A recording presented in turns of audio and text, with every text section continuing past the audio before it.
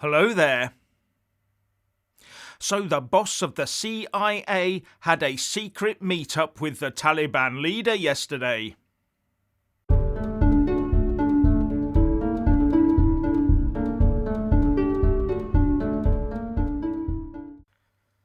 As per usual, please like, subscribe and comment below. And when subscribing, please do press that little bell, but also select the all option, or you won't get any notifications when I publish a new video. Now, according to the Times and others, the CIA director William Burns met the de facto leader of the Taliban, Abdul Ghani Baradar, for a not-now-so-secret tete-a-tete yesterday. And this is being touted as the highest level face-to-face meeting since the Taliban retook Kabul.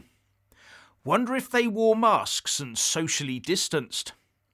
And it is assumed that they were discussing the timings of the US withdrawal from Afghanistan and asking for safe passage of US citizens. Or more accurately, the Taliban reiterating that the US presence must be gone by the 31st. Otherwise, I'm sure we'd all be breathing sighs of relief and hearing about a diplomatic breakthrough. But all we are hearing is that there is fading hope of an extension, and that if the UK stayed on after the US left, we'd only end up in a protracted shooting battle and mounting casualties on both sides, with Taliban forces potentially shelling the airport with mortar fire. Now, being a cynical old goat, I reckon there will have been other items on the agenda for that CIA-Taliban meetup. Something that could never be entrusted to the likes of Zoom, one supposes. Mega US dollars in exchange for intel on any Al-Qaeda or ISIS activities, for example, or making clear where the lines are regarding Taliban operations and their threats to the rest of the world. Maybe even cash for the inside line on any Chinese involvement in Afghanistan. How about sounding them out for a lithium mining deal when the dust has settled?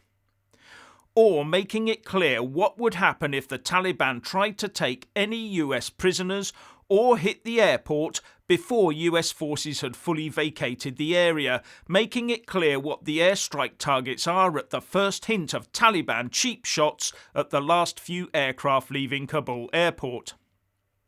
Anyway, wherever they met, I would reckon that the Taliban leader had an eye to the sky on the way in and out, looking out for those Hellfire missile-armed drones.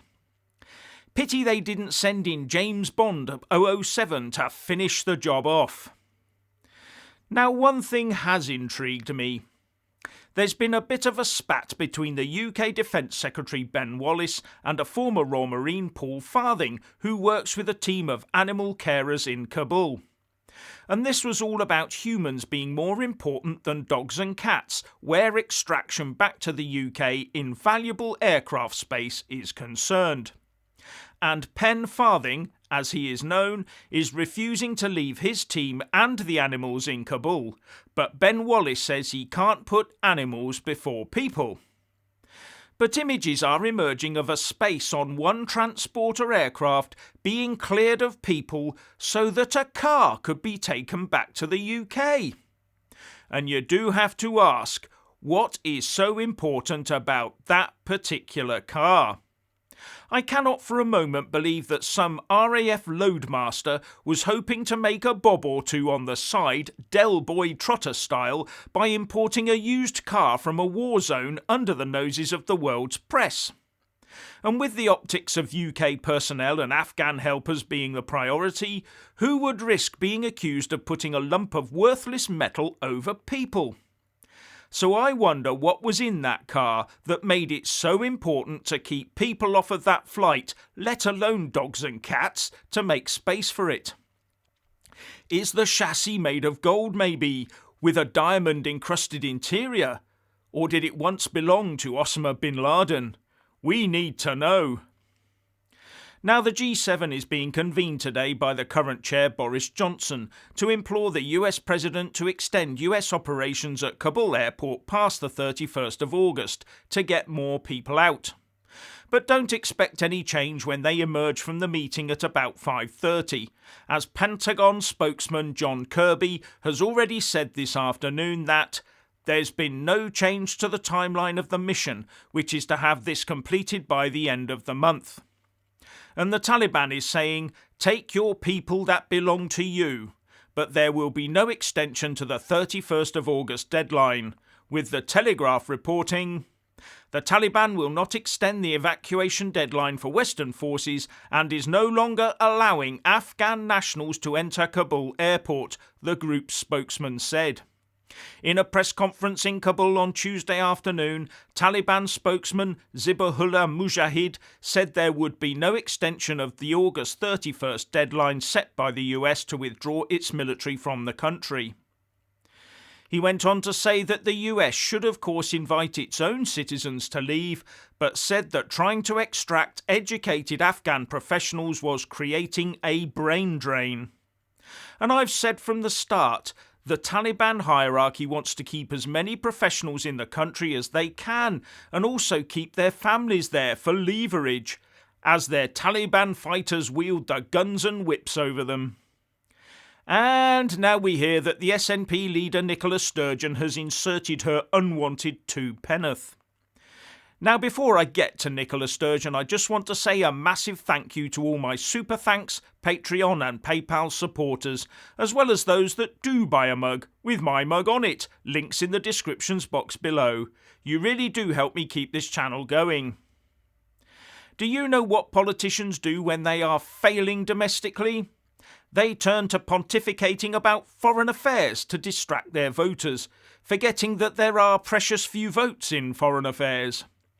Just take a look at Argentina. Every time things look bad in-house, they start kicking off about the Falkland Islands. Cue Nicola Sturgeon wading in and insisting that the UK troops must stay in Afghanistan for as long as necessary, so distracting Scots voters from all her domestic failings. But at least where Argentina is concerned, it is a sovereign nation-state government talking, not a local council pretending it has some say in the matter. And wait a minute, Nicola. Not only don't you normally acknowledge the existence of UK armed forces, even as they help your vaccine effort, but you don't seem to realise that we are being forced to follow your heroes, Joe Biden and Kamala Harris, in this. Here's what you said when they were elected. Theirs is a historic victory that will be welcomed by progressives across the globe. As well as, Scotland and America share deep and long-standing bonds of friendship, and I look forward to these being renewed and strengthened in the years ahead. But now Sturgeon is taking the other side to Biden, but as far as I can see, only to try and be opposite to whatever the UK government is forced to do by the actions of her idols of Biden and Harris. And that's the truth, really. She just wants to be seen as someone who would do it differently were she in charge, by staying behind and saving people when Boris won't.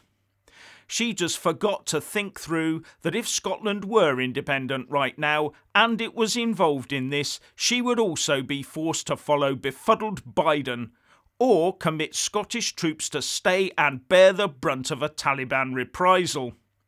And I can't believe even she would do that just to look fluffy and refugee friendly. Well, Sturgeon has managed to sidestep getting convicted of illegally riding an e-scooter during an election stunt, so anything's possible for her. But she could go further and do what the New Zealand Prime Minister Jacinda Ardern did. She promised $3 million in humanitarian aid for Afghanistan, and according to Rebel News, a member of the Taliban said, I would like to say, as a representative of the people of Afghanistan, I would like to immensely thank the people of New Zealand and the government of New Zealand for showing empathy with their fellow human beings. Taliban talking about empathy doesn't quite compute, does it? Especially when they've just arrested a comedian, Kashazwan, last month and brutally murdered him for making jokes about them, and telling a fleeing British student that they'd shoot him dead if the world wasn't watching. Nice friends to have, Jacinda. Now, in the coming weeks, there is a chance that US President Joe Biden could be sidelined by ill health, stand down, and Kamala Harris would be sworn in as the US President. And I bet Nicola would be leaping in to try and be the first to effusively shower praise on her buddy Kamala. Sturgeon would conveniently forget that Kamala Harris, by her silence and inaction at these times, is complicit up to her cackling maw in all of the horrors that will emanate from Afghanistan in the coming months and years. She will pretend that Kamala Harris wasn't Joe Biden's sidekick in this cut-and-run operation, as Nicola describes it. But Sturgeon will be in good company here. The whole so-called progressive and woke left will be full four square behind her too. A time for change, a time to heal, blah, blah, blah. And they will all have the blinkers on where the suffering of the Afghan people is concerned, because none of them will want to associate themselves or Kamala Harris to that string of errors and inevitable atrocities. So what's your opinion on this CIA-Taliban get-together? Please like and comment below.